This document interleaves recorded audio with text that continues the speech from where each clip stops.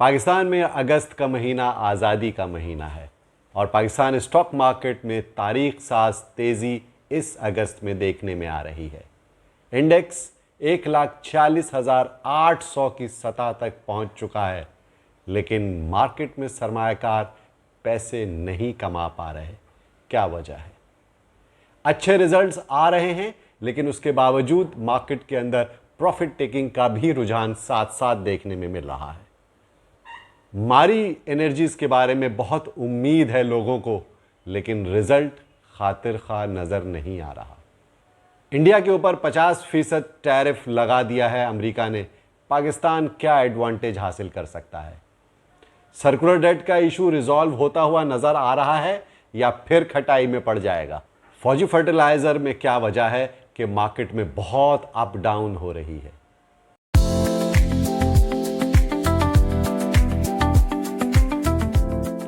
अस्सलाम वालेकुम, मैं हूं शकील अनवर कमाल और हाजिर खिदमत हूं आपके सामने स्टॉक मार्केट का वीकली राउंड अप लेकर के। अगस्त का महीना पाकिस्तान में आज़ादी का महीना है और इस दफ़ा 14 अगस्त एक नए ढंग से और नई शान से मनाने का हुकूमत ने इंदिया दिया है और इसे मार्का-ए हक़ का नाम दिया जा रहा है। स्टॉक मार्केट तारीख साज तेज़ी है और 1,46,813 का रिकॉर्ड हाई पिछले हफ्ते बना है और फ्राइडे को मार्केट 1,45,400 के ऊपर बंद हुई है।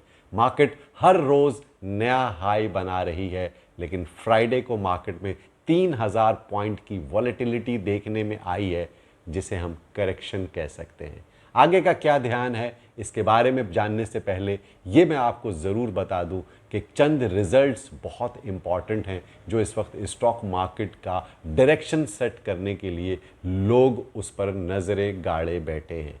एक रिज़ल्ट आ चुका है विच इज़ फौजी फर्टिलाइज़र, जो कि एक्स डिविडेंड भी हो गया है, लेकिन उसके अंदर प्राइस के अंदर वॉलेटिलिटी बहुत ज़्यादा है। उसकी दो वजूहात हैं। एक वजह यह है कि लोग इसे शरिया कंप्लाइंस में देख रहे हैं और ये ख़बर है कि ये जल्द ही शरिया कंप्लाइंस आइटम्स में चला जाएगा, तो इसकी वजह से इसमें एक नई इंजेक्शन ऑफ फंड हम देख सकते हैं इन नियर फ्यूचर।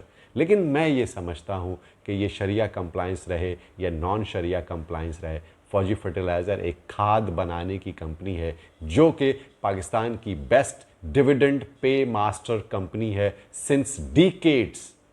मैं इसको साल से मॉनिटर कर रहा हूँ। ये 100 रुपये का शेयर होता था और 100% डिविडेंड सालाना मिलता था। आज ये 400 के पास इसकी कीमत आ चुकी है, लेकिन आज भी इसके अंदर डिविडेंड इंटैक्ट है।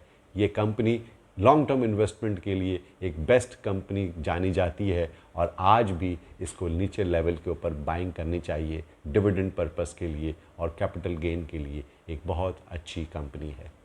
सीमेंट सेक्टर के बारे में मैंने लास्ट वीक कहा था आपको कि ये बहुत तेज़ी लगती है और ये रुकी हुई है प्राइसेस। अब यहाँ से इसके अंदर नया एक चैनल दाखिल होगा तेज़ी का और same happens last week. Lucky Cement 450 से निकल के 480 के लेवल पर आ चुका है। मेपल लीफ, डीजी खान, फौजी सीमेंट में बहुत ज़बरदस्त तेज़ी देखने में, लेकिन सीमेंट सेक्टर ओवरऑल यहाँ पर थोड़ा ओवरबॉट रीजन में दाखिल हो रहा है, क्योंकि सीमेंट्स के अंदर आप जानते ही हैं कि डिविडेंड्स इतने अच्छे नहीं हैं। कैपिटल गेंस हुए हैं मार्केट के अंदर, बहुत इनॉर्मस तेज़ी हुई है गुज़िश्ता चंद महीनों के अंदर, लिहाजा थोड़ा सा प्रॉफिट टेकिंग का रुझान रहेगा।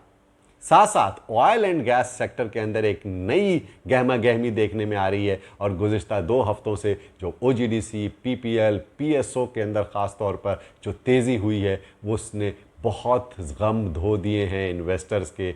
लेकिन इसमें जो सबसे बड़ा कलीदी किरदार अदा किया है वो है म्यूचुअल फंड्स ने और इंस्टीट्यूशंस ने। कंटिन्यूअस इंजेक्शंस ऑफ फंड आ रहा है ओजीडीसी के अंदर भी, पीपीएल के अंदर भी और पीएसओ के अंदर भी। इस बुनियादी वजह यह है कि सर्कुलर डेट रेजोल्यूशन की खबरें हैं। 1.275 ट्रिलियन रुपीस जो गवर्नमेंट ने बैंकों से बोरो किया है वो डेफिनेटली अब पावर सेक्टर के सर्कुलर डेट को ख़त्म करने में इस्तेमाल किया जाएगा। लेकिन उसका एक बड़ा ही कलीदी फ़ायदा होगा हब पावर को। एक तो उसके बैकलॉग ख़त्म होंगे, दूसरी इंपॉर्टेंट बात यह है कि हबको एक डाइवर्सिफाइड इन्वेस्टमेंट्स में जा रहा है और हबको के बारे में अच्छी खबरें बहुत ज़्यादा पाइपलाइन के अंदर हैं और उनका जो ऑटो का वेंचर है BYD का, वो भी सक्सेसफुली पाकिस्तान के अंदर तेज़ी से आगे बढ़ रहा है। तो लॉन्ग टर्म के अंदर हब पावर एक नए एवेन्यूज़ में दाखिल होता हुआ नज़र आ रहा है।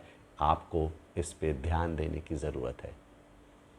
पिछले हफ्ते जो सबसे अहम खबर थी वो जानते ही हैं, आपके यूएस की टैरिफ इम्प्लीकेशंस अगस्त से शुरू हो गई है और पाकिस्तान को 29% के बजाय 19% सिर्फ टैरिफ आयद किया गया है, जो कि रीजन में सबसे कम है। कॉम्पिटिटिवली अगर हम देखें तो बांग्लादेश और श्रीलंका के ऊपर तो 20% ही टैरिफ है, लेकिन पाकिस्तान को उसका एडवांटेज हासिल क्या हो सकता है इसके बारे में तो मैं पिछली वीडियो में आपको बता चुका हूं। लेकिन जो सिग्निफिकेंट डेवलपमेंट लास्ट वीक हुई है वो ये कि भारत के ऊपर मज़ीद 25% इजाफी टैरिफ आयद कर दिया है, जिसकी वजह से इंडिया में बहुत ज़्यादा परेशानी है और वो कॉम्पीट नहीं कर पाएंगे, बल्कि उनके बहुत सारे टेक्सटाइल के ऑर्डर्स अमेरिका से कैंसिल हो रहे हैं।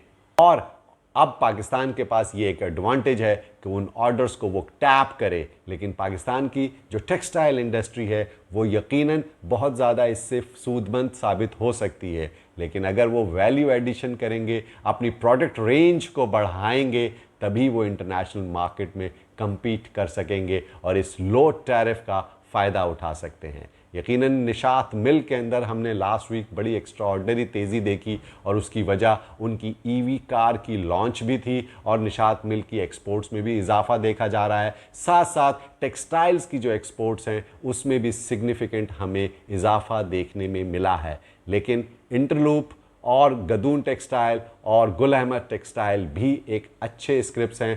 ख़ास तौर पर जो गदून टेक्सटाइल का रिज़ल्ट आया वो पिछले साल के मुकाबले में बहुत ज़्यादा है, which is almost 85 rupees earning per share I है। पिछले माली साल में सिर्फ 28 रुपये 35 पैसे अर्निंग पर शेयर थी। इसकी वजह से गदून टेक्सटाइल के अंदर 180-90 रुपये से 400-420 रुपये तक की तेज़ी हमने देखी। फिर उसके बाद ये 500 का लेवल भी इसने क्रॉस किया है, लेकिन अब ये 450 के लेवल पे कंसोलिडेट कर रहा है।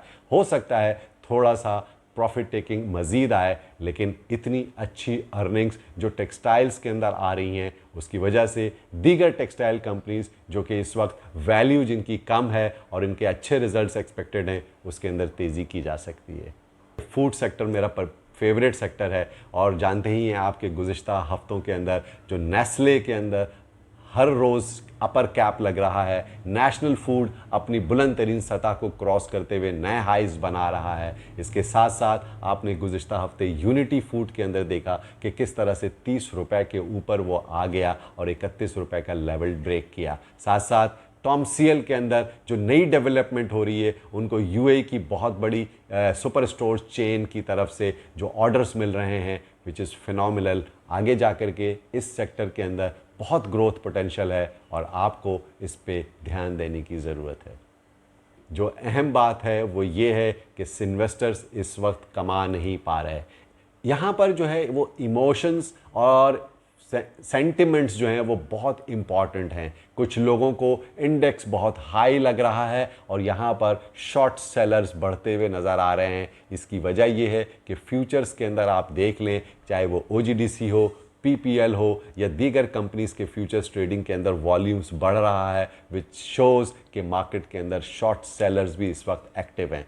दूसरी बात यह है कि सरमायाकारों का कॉन्फिडेंस इस वजह से भी शैटर हो रहा है कि वो बहुत सारी चीज़ें मिस कर गए हैं मार्केट के अंदर, जिसके लिए वो आगे हाई रेट्स के ऊपर अगर शेयर्स ले लेते हैं और उसके अंदर कोई डिप आ जाता है तो फिर उनको वेट करना पड़ता है, जो कि उनको डेस्परेशन क्रिएट करता है और वो सेल करके फिर किसी दूसरी जगह पे जाते हैं। फिर वहाँ भी मार्केट के अंदर अगर स्लाइड डाउन हो जाती है तो वहाँ भी वो डेस्परेट हो जाते हैं। तो इसीलिए मार्केट के अंदर इन्वेस्टर्स और ट्रेडर्स की जो बुक्स हैं वो तो रेड में ही हैं, लेकिन मार्केट ग्रीन में आगे बढ़ती चली जा रही है। और क्यों ना हो, ये हफ्ता आज़ादी का हफ्ता है। आप सबको मेरी तरफ से 14 अगस्त मुबारक हो।